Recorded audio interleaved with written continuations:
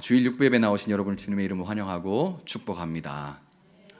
이 시간 가운데 앞뒤 좌우에 계신 분들 보면서 함께 인사 나누실 때 어떻게 인사 나누시냐면요, 예수님의 비전을 봅시다 하고 인사했으면 좋겠습니다. 예수님의 비전을 봅시다. 예수님의 비전을 봅시다. 아멘. 감사합니다. 여러분 혹시 그 주보 갖고 계시면 오늘 그 설교 제목이 뭔지 아시는 분 계신가요? 설교 제목? 오해와 편견이죠. 예, 감사합니다. 근데 이 오해와 편견이라는 그 제목을 볼 때 어디서 많이 들어본 것 같다 하는 그런 생각 드시는 분 계세요? 만약에 그런 생각이 드는 분이 계시다면은 이게 바로 1800년대 초에 영국의 여류 작가였던 그런 제인 오스틴의 소설인 오만과 편견, 그것을 아마 들어본 기억으로 아마 비슷한데 이렇게 생각이 드실 겁니다. 오만과 편견이라는 책은 18세기 후반에 영국 중류계급의 결혼 풍속도를 다루는 작품인데요. 남 주인공인 다시라는 사람이 나오는데 그 사람은 굉장히 부자인데다가 어지간히 부자가 아니라 굉장히 부자예요. 그런데 부자인데다가 마음씨도 넓고 배려심도 깊어서 다른 사람들로부터 존경을 받는 그런 사람임에도 불구하고 자기의 돈만 보고 결혼하려고 자기에게 다가오는 그런 여인들에 대한 편견을 가지고 여주인공인 엘리자베스라는 그 여주인공을 처음 봤을 때 그 여인에게 오만한 태도를 취하게 됩니다. 그 오만한 태도를 취한 것 때문에 여주인공인 엘리자베스도 다시에 대한 그 편견이 생기게 돼서 절대 저런 남자하고는 만나지 않겠다, 결혼하지 않겠다, 그렇게 다짐을 하는데, 그렇게 생각했음에도 불구하고 이 소설이다 보니까 그 와중에 이런저런 일들로 서로 오해와 편견이 깨지게 되고 사라지게 되고 그것을 극복해서 결국에는 결혼하게 된다, 이런 얘기입니다. 여러분, 근데 다시와 엘리자베스처럼 여러분 누군가에 대한 오해와 편견을 가지고 있다가 나중에 어떻게 그것이 풀렸던 경험들, 그런 경험들을 여러분 가지고 계십니까? 아니면 누군가 여러분에 대한 오해와 편견을 가지고 있다고 여러분 생각해 본 적 있으십니까? 아마 이런 기억들은 저와 여러분 전부가 모두가 다 가지고 있을 겁니다. 어쩌면은 지금 깨닫고 있지 못할 뿐이지 지금도 그런 오해와 편견을 갖고 있거나 내가 지금 받고 있을지도 모르죠. 오늘은 이와 같이 이 오해와 편견에 대해서 성경에 나오는 유명한 인물들 중에서 우리가 그런 오해와 편견을 가지고 있는 대표적인 인물들을 통해서, 그 인물들을 통해서 우리는 왜 어떻게 오해와 편견을 가지게 되는지를 한번 먼저 알아보고 그 다음에는 또 오늘 우리가 읽은 본문을 통해서 그 오해와 편견을 해결하는 방법에 대해서 한번 살펴보도록 하겠습니다. 자, 제가 성경에 나오는 유명한 인물들을 통해서 오해와 편견을 왜 어떻게 우리가 하게 되는지 먼저 알아보자고 했는데요. 먼저 사무엘상 17장 보면은 유명한 사람이 한 명 나오는데 골리앗과 맞서 싸운 누구죠? 예, 다윗입니다. 다윗에 대해서 많은 사람들이 골리앗과 맞서 싸운 그 다윗은 어린 꼬마였을 거다 하는 그런 편견을 가지고 있어요. 그런 오해를 합니다. 다윗과 골리앗의 싸움, 이거는 교회 안에서뿐만 아니라 이미 교회 밖에서도 많이 사용하고 있는, 흔하게 사용되는 그런 말이 되다 보니까 그 말들이 되게 사용되는 그런 상황이 계란으로 바위 치는 것 같은 그런 상황에서 많이 쓰이죠. 그러니까 바위 같은, 절대 안 깨질 것 같은 어마어마한 적 골리앗을 상대하는 계란 같은 다윗은 상대적으로 엄청 큰 골리앗에 비해서 어린 작은 꼬마였을 거다 하는 그런 편견을 자연스럽게 갖게 되는 거죠. 이런 편견에다가 성경의 몇몇 구절들이 이런 생각, 우리가 가진 생각들을 뒷받침해줘요. 그게 뭐냐면 그 사무엘상 17장 33절에 보면 사울 왕이 나가서 골리앗에 맞서 싸우겠다고 말하는 다윗에게 뭐라고 말하냐면, 네가 가서 저 블레셋 사람과 싸울 수 없으리니 너는 소년이요 그는 어려서부터 용사임이라, 이렇게 사울 왕이 말을 해요. 너는 소년이다. 이렇게 말을 합니다. 그리고 42절을 보면은 골리앗이 자기에게 맞서 싸우러 나오는 다윗을 보고서 뭐라고 말하냐면요, 그 다윗을 보면서 막 업신여기면서 소리를 치거든요. 근데 뭐라고 하냐면, 내가 나를 개로 여겨서 네가 작대기를 가지고 나를 잡으러 나오느냐, 이렇게 하면서 그를 업신여기는데, 왜 업신여겼다고 하냐면 그 다윗이 젊고 붉고 용모가 아름다웠기 때문이다, 이렇게 얘기를 합니다. 그러니까 우리가 아까 다윗은 꼬마였을 거다, 어렸을 거다, 작았을 거다, 이런 편견에다가 이런 성경 구절들을, 이 성경 구절에 합쳐서 보면 다윗은 작고 예쁘장한 그런 미소년이었을 거라는 생각이 거의 확실해지게 되는 거죠. 마지막으로 여기다가 이제 설교자가 어린아이도 하나님만 함께 하시면 된다, 어린아이라도 하나님만 함께 하시면 된다 하는 이런 믿음의 승리를 극적으로 강조하기 위해서 어린 목동 다윗이 물맷돌로 거인 골리앗을 쓰러뜨렸는데, 다윗이 시냇가에서 집어들었던 그런 조약돌 5개는 창세기, 출애굽기, 레위기, 민수기, 신명기, 이 모세 5경이고, 이렇게 다윗이 말씀에 의지해서 믿음으로 돌을 던졌기 때문에 뭐 아무데나 던져도, 잘못 던지고 막 놓쳤어도 이 돌은 어떻게든 휘어서 커브로라도 들어가서 반드시 골리앗의 이마에 맞았을 것입니다 라는 설교를 저는 진짜 들어봤거든요. 이런 설교를 들어봤어요. 이런 설교를 들으면 이제 그 설교하시는 설교자의 권위에 의지해서, 설교하시니까 나보다 성경을 잘 알겠지 하는 그 권위에 의지해서 다윗은 이제 반드시 어린 꼬마여야만 하게 되는 거예요. 여러분, 그렇지만은 사실 다윗은 어린 꼬마가 아니라 늠름한 청년이었습니다. 그것도 이스라엘의 모든 사람들보다 머리 하나가 컸던, 성경에 사울 왕을 묘사한 부분을 보면 사울 왕은 그 이스라엘의 모든 사람들보다 머리 하나가 더 컸다. 뭐 다른 사람 이 정도 되는데 사울 왕은 이 정도 컸다는 얘기죠. 머리 하나가 컸던 사울 왕이 다윗이 자기에게 왔을 때 눈대중으로 보면서 자기 갑옷을 벗어서 다윗에게 줄 정도로, 다윗은 사울 정도의 키를 가진 키가 큰 청년이었을 거예요. 그런데 다윗이 입어보고 왔다 갔다 하다 벗거든요. 그것은 너무 내가 작은데 그 갑옷이 너무 커가지고 불편해서, 너무 커서 못 입겠어서 그런 것이 아니라, 내가 한 번도 목동으로서 그런 갑옷을 입어본 적이 없기 때문에 불편해서, 어색해서 그것을 벗은 것이지, 안 맞아서 나는 너무 작은데 갑옷이 나를 다 가려버립니다, 이래서 안 입은 게 아니에요. 그리고 당시에 이스라엘에서 소년이라는 말은 정말 나이 어린 아이뿐만이 아니라 청년들까지 다 포함하는 그런 말이었고, 다윗은 청년이 될 때까지, 그 나이까지 자랄 때까지 8형제 중에 막내였기 때문에, 대충 집안 분위기 상상 가시죠? 8형제 중에 막내였기 때문에 자라면서 자기보다 나이가 많은 형들 사이에서 살아남기 위해서 다투면서 싸우면서 살았을 것이기 때문에, 우리가 대충 생각할 때도 다윗은 기본적으로 싸움깨나 했을 것이라는 것을 우리가 알 수가 있죠. 이거는 아들 둘만 길러봐도 걔네들이 얼마나 싸우는지를 보면, 다윗은 8명인데 싸움 정말 엄청 매일매일 했겠다. 살아남으려고 밥 먹을 때도 싸우고 뭐 할 때도 싸우고, 그러면서 기본적으로 싸움깨나 했겠다라는 생각을 우리가 할 수 있는 거죠.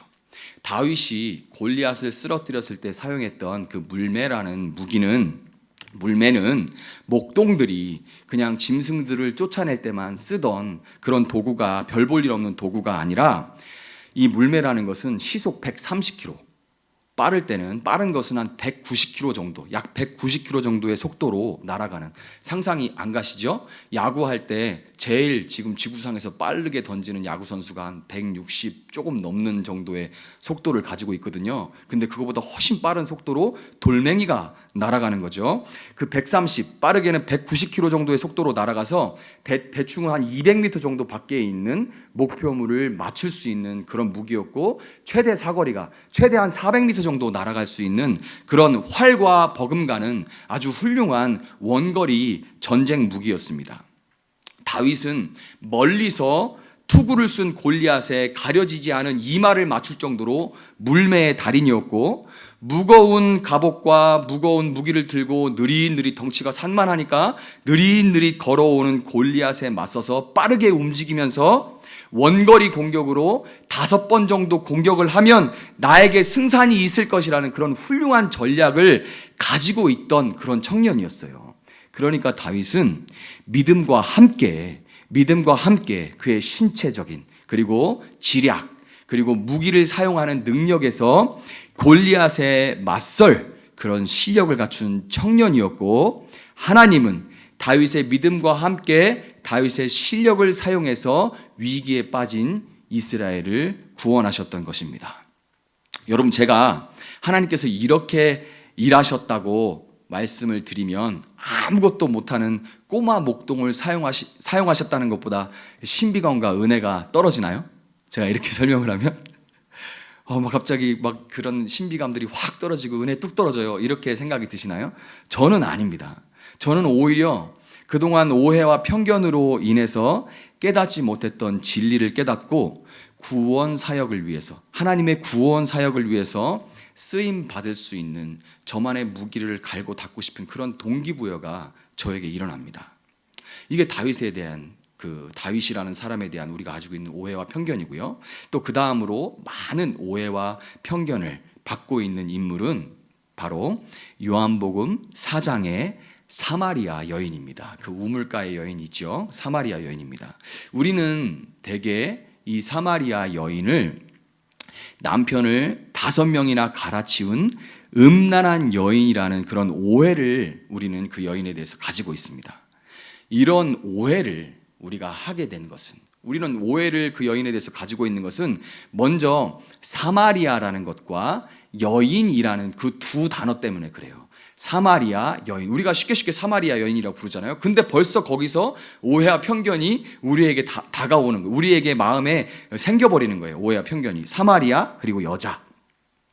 북이스라엘의 수도였던 사마리아는 기원전 722년에 북이스라엘이 아수르에 멸망한 이후에, 아수르는 당시에 제국이었거든요. 제국인데 어떤 정책을 썼냐면, 멸망시킨 나라에, 지금 내가 멸망시키고 난 다음에 이전에 멸망시켰던 그 나라의 민족들을 강제로 이주시켜서 이 나라와 이 나라가 민족들이 섞이게 만들어서 혼혈이 돼서 자기 정체성, 민족의 정체성을 잃어버리고, 그럼으로써 어떤 독립운동이나 그런 걸 하고 싶은 그런 마음들을 잃어버리게 만들고 자연스럽게 제국에 충성하게 만드는 그런 혼혈 정책을 아시리아가 사용했거든요. 이 혼혈 정책으로 북이스라엘 지역으로 강제 이주된 다른 민족들과 이 북이스라엘 사람들, 사마리아가 수도니까 대표적이죠. 이 사마리아가 섞이게 되면서, 사람들이 섞이게 되면서 유대인들, 남유다 사람들은 그 북이스라엘 사람들을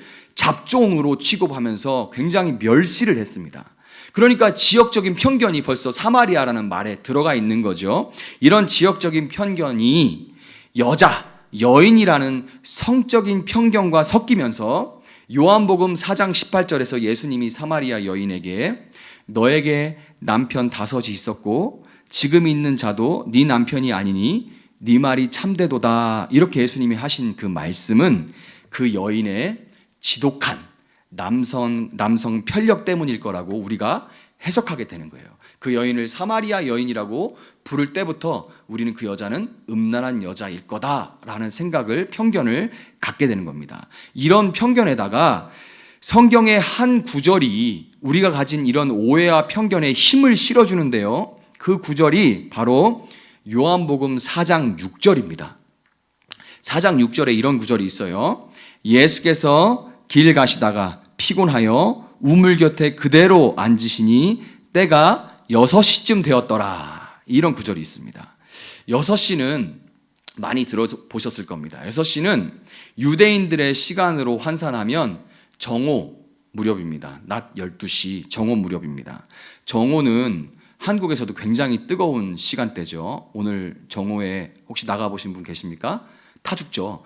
타 죽는데 한국도 이렇게 뜨거운데 중동에서는 그 열기가 얼마나 뜨겁겠어요.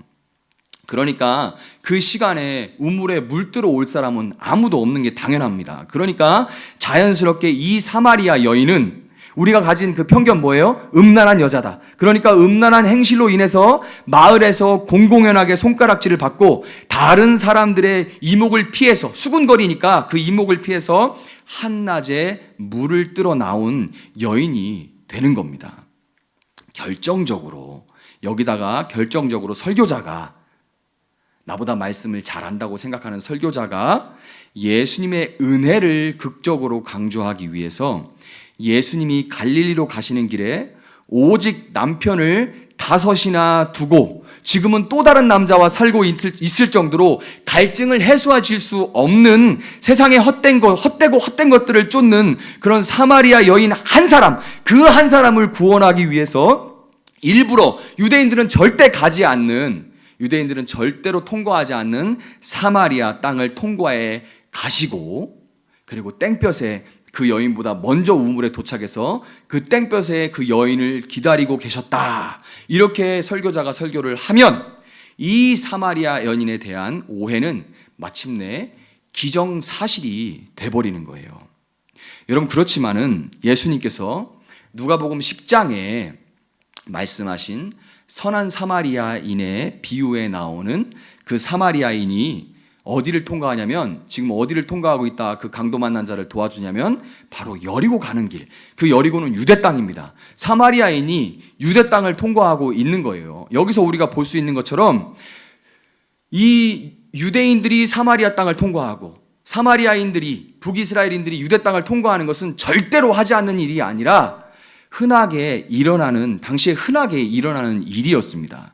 또 우리가 한 가지 볼 수 있는 게 뭐냐면, 이 6시라고 성경에 기록되어 있는, 요한복음에 6시다라고 기록되어 있는 6시는 유대인들의 시간으로 환산하면 12시, 정오 무렵인데요.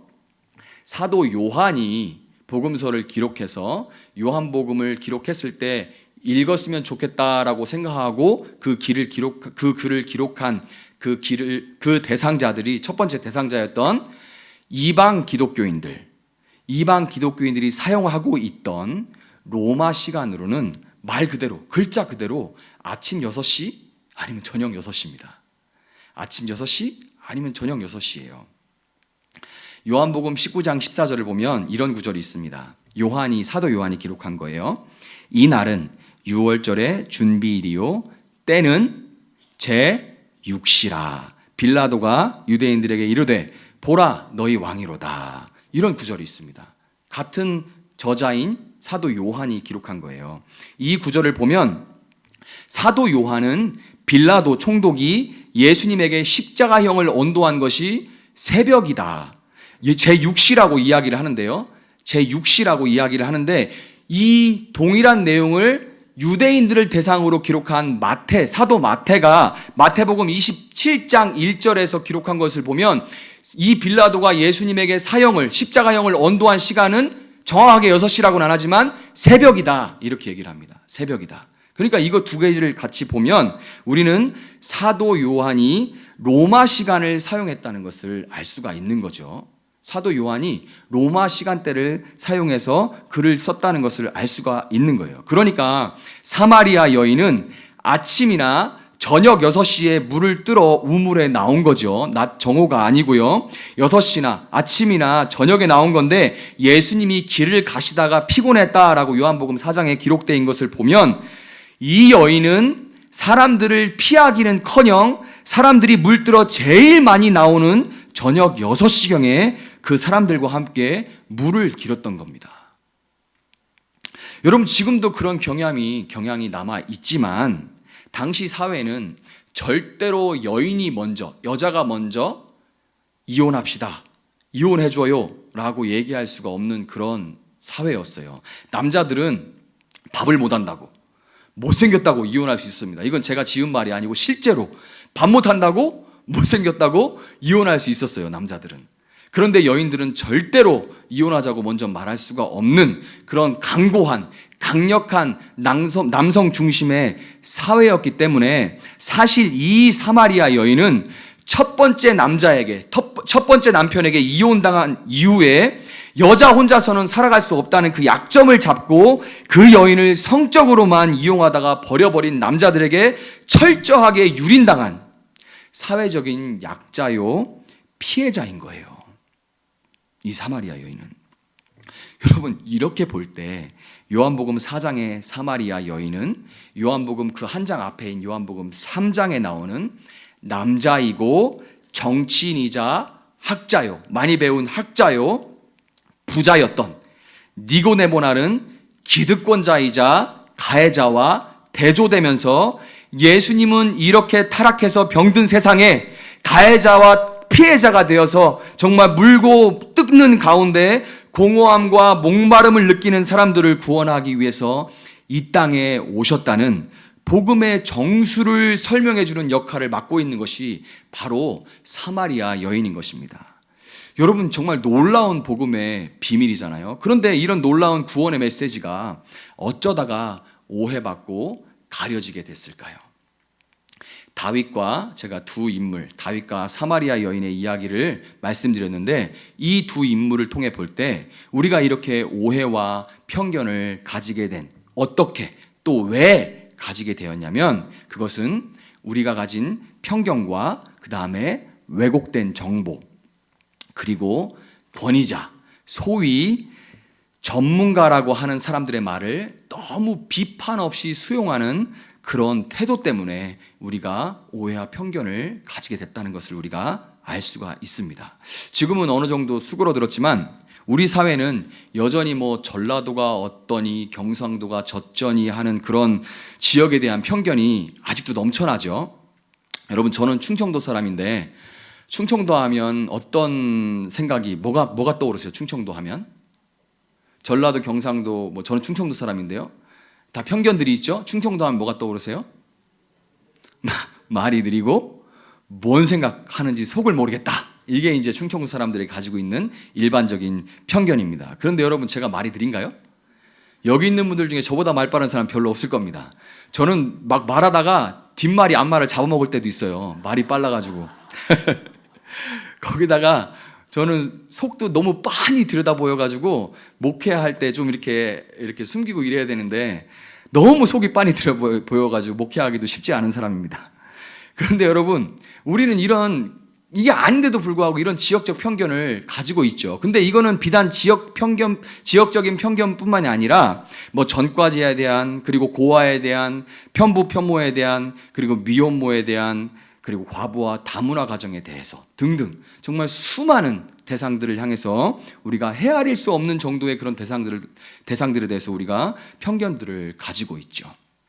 이 편견과 함께 왜곡된 정보의 문제도 굉장히 심각한데요. 오늘날은 인터넷과 카카오톡, 또 어른들은 카카오 스토리, 이런 소셜 미디어의 발달로 인해서 거짓 정보, 소위 가짜 뉴스의 시대라고 해도 과언이 아닐 겁니다. 요즘 시대는 정말 가짜 뉴스의 시대예요.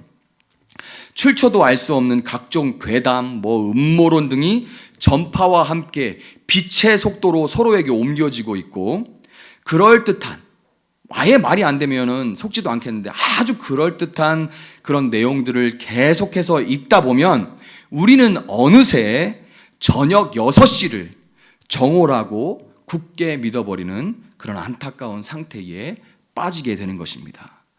여러분, 이런 왜곡된 정보는 TV 방송이나 요즘은 유튜브와 같은 그런 매체에 등장하는 소위 전문가들에 의해서 기정사실화가 돼서 여론을 막 이끌어가는 경우가 굉장히 많은데요. 문제는 그런 전문가들은 모두 자기 자신의, 우리가 전문가라고 할 때는 뭔가 그 사람의 전문성을 우리가 인정해주고 권위를 인정해주는 거잖아요. 그런데 그들은 그 전문성을 이용해서 어떤 사건이나 화제에 대해서 다분히 개인의 정치적 성향에 따른 그런 해석에, 그건 분명히 그 사람의 정치적 성향에 따른 해석인데도 불구하고 거기다가 내가 가진 전문성을 통해서 권위를 부여하고 그것들을 통해서 대중들의 호응과 자신의 명성을 쌓으려고 한다는 거예요.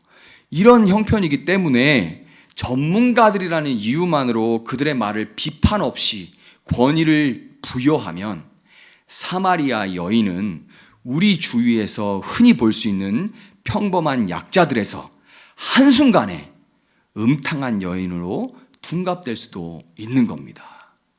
피해자에서 가해자로 바뀌게 되는 거죠. 여러분, 우리는 이미 이런 일을 5년 전 세월호 사건 때 경험한 바가 있습니다. 고등학생이 될 때까지 십수년을 죽을 고생해서 기른 그런 생떼 같은 자식들을 차가운 바다에 수장한 부모들은 편견과 왜곡된 정보와 그리고 소위 전문가들이라는 그런 사람들의 의견에 의해서 어느 순간부터 돈에 그 보상금에 환장해서 시체 장사하는 사람들이요, 나라의 발전을 저해하는 종북 좌파가 되어버렸던 거예요. 우리는 그 사실을 다 기억하고 있습니다. 여러분, 처음에 언급했던 오만과 편견의 그 남주인공인 다시가 엘리자베스에 대해서 편견을 가지고 오만한 태도를 보였을 때, 반대로 엘리자베스도 다시의 그 태도를 한 번 보고, 두 번 본 것도 아닌데 한 번 그 오만한 태도를 보고 그를 오해해서 다시는 상대하지 않겠다, 이런 사람 상대하지 않겠다라고 그렇게 생각하고 그렇게 행동했던 것처럼, 오해와 편견은 사실 일방적이라기보다는 상대적인 겁니다. 항상 쌍방향인 거예요. 상호적입니다.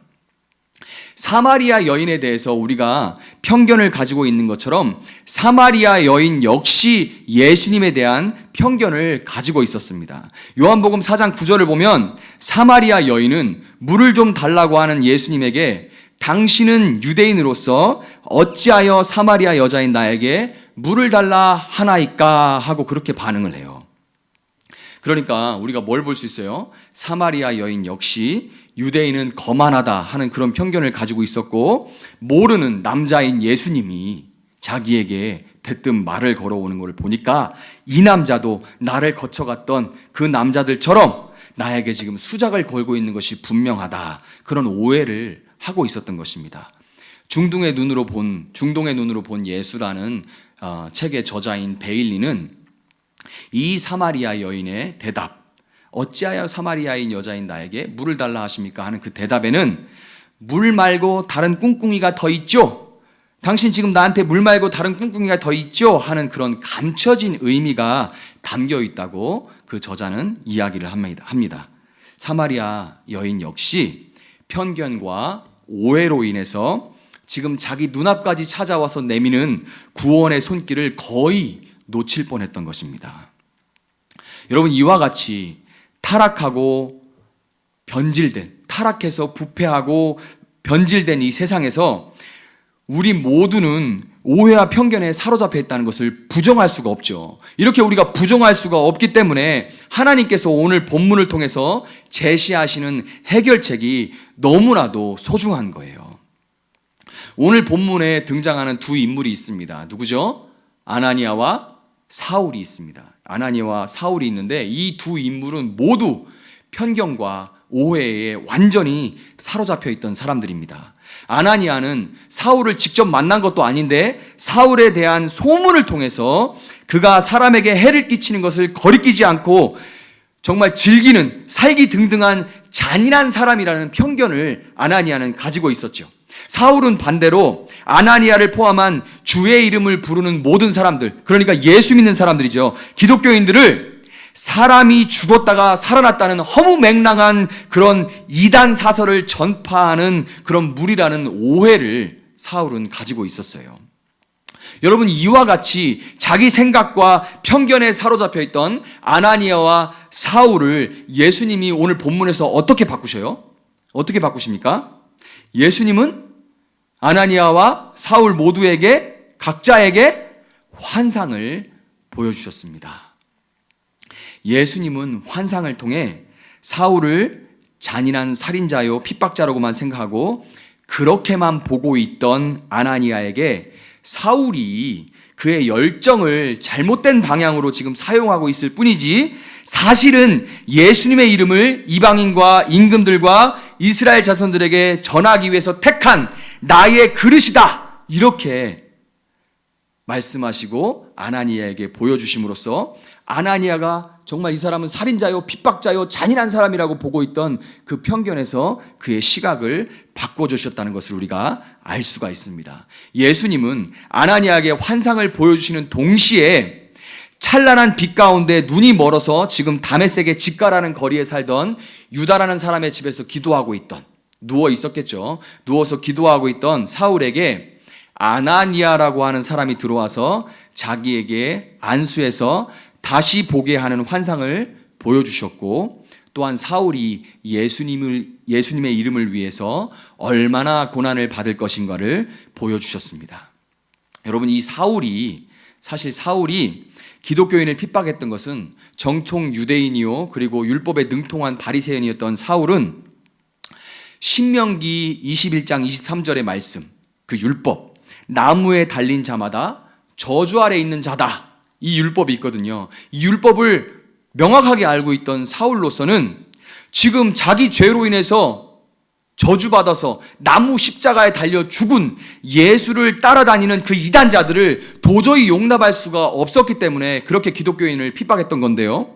그렇지만 사울은 자기가 핍박하던 그 아나니아를 통해서 자기를 다시 보게 하시고 예수님의 이름을 위해서 받을 고난을 보면서 그가 핍박했던 예수님은 사실은 자기 자신의 죄 때문에 죽은 것이 아니라 바로 사울의 죄를 위해서 대신 고난받으시고 죽으셨다는 것을 깨닫고, 그리고 그렇게 하신 이유는 자기를 사랑했기 때문이라는 것을 이해한 다음에 모든 것을 새롭게 보기 시작했던 것입니다. 아멘입니까?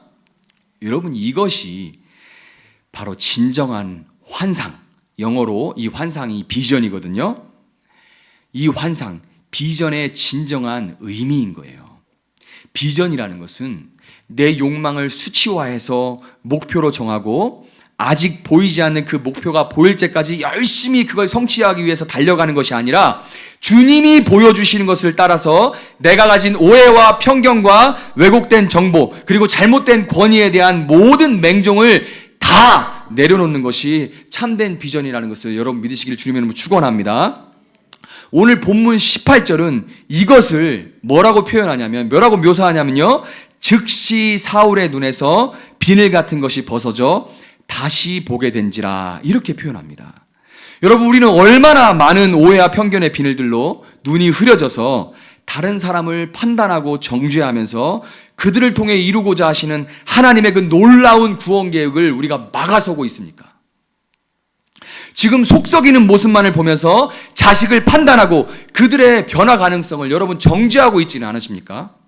지금 변하지 않는 답답한 모습을 보면서 배우자를 판단하고 그의 회복 가능성을 정죄해버리지는 여러분 않고 계십니까? 지금의 어리석은 모습을 보면서 동료의 그 친구의 미래는 끝이라고, 하나님도 저런 사람은 어떻게 하지 못하실 것이라고 심판해버릴 때가 우리는 얼마나 많이 있습니까? 여러분, 우리 자신이 수많은 오해와 편견으로 가득한 존재이고, 그래서 내 판단은 언제든지 틀릴 수 있음을 겸손하게 인정하고, 또한 우리가 흐려진 눈으로, 내 오해와 편견으로 흐려진 눈으로 내 가족과 이웃과 동료들을 판단하고 정죄했던 것을 여러분 우리는 회개해야 됩니다. 그 회개의 눈물과 함께 우리 눈에 비늘이 벗어질 때 주님께서 우리 눈에 주님의 진리의 렌즈, 사랑의 렌즈를 씌워주시고 우리는 그때야 비로소 주님의 비전으로 모든 것을 새롭게 볼 수 있다는 것을 여러분 믿으시기 바랍니다. 말씀을 맺도록 하겠습니다. 여러분이 가진 오해와 편견으로 세상을 판단할 때 세상은 동일한 오해와 편견으로 여러분을 판단하고 있습니다. 세상에서는 그 누구도 여러분 그대로 온전히 이해하고 용납해 줄 수는 없어요. 심지어 부모도 자식을 향해서 그런 편견과 오해를 가지고 있지 않습니까? 여러분, 예수님께서 사울을 오해하고 있던 아나니아에게 사울은 이방인들을 위한 주님의 그릇이라고 말씀하셨던 것처럼, 다른 사람은 누구도 상상할 수 없던 이는 나의 그릇이다라고 말씀하신 것처럼 여러분과 저를 온전히 아시고 그 지으신 본래의 뜻대로 만들어 가시고 사용할 분은 오직 예수님 뿐이라는 것을 여러분 꼭 기억하시기를 바랍니다. 자신을 이렇게 알아주시고 그 모습 그대로 알아주시고 그대로 받아주사 구원하신 예수님에 대해서 사도 바울은 그의 신학의 정수가 담긴 로마서 3장 22절에서 이렇게 고백합니다. 곧 예수 그리스도를 믿음으로 말미암아 모든 믿는 자에게 미치는 하나님의 의인이 차별이 없느니라. 아멘. 여러분, 여기서 예수 그리스도를 믿음으로 말미암아 이렇게 번역된 디아 피스테오스 예수 그리스도, 이 헬라어로 이렇게 되어 있거든요. 원문에는 디아 피스테오스 예수 그리스도. 이거는 직역하면 예수 그리스도의 믿음을 통해예요. 우리의 믿음이 아니라, 우리의 믿음으로 말미암아가 아니라 예수 그리스도의 믿음을 통해서입니다. 그러니까 우리에게 임한 구원은 내가 믿어서, 내가 예수님을 믿어드려서 우리가 구원받은 것이 아니라 예수님의 믿음으로 말미암아 하나님의 의가 우리에게 임했기 때문에 우리가 구원을 받았다는 말입니다. 여러분과 저는 예수님이 정말 처참하고 참담한 죄덩어리임에도 불구하고 우리가 구원받을 수 있고 우리가 변화되어서 예수님을 위해 살 수 있다는 것을 끝까지 믿으면서 하나님께 신실하게 순종하신 그 공로로 구원을 받은 것입니다. 우리는 아무런 공로도 없이 끝까지 우리를 믿어주신 주님으로 인해서 구원을 받았고, 주님의 신실하심으로 말미암아서 정말 보잘것없으나마 믿는 자로 살아가고 있다는 것을 여러분 믿으시고, 가정에서, 직장에서, 삶의 모든 터전에서 나와 생각이 다르고 나와 맞지 않는 자들을 주님의 비전으로 바라보면서 그들을 위해 끝까지 기도하고 말과 삶으로 전파하는, 증거하는 여러분들 한 사람 한 사람 되시기를 주님의 이름으로 축원합니다. 시간 함께 찬양하고 기도하는 시간을 갖도록 하겠습니다.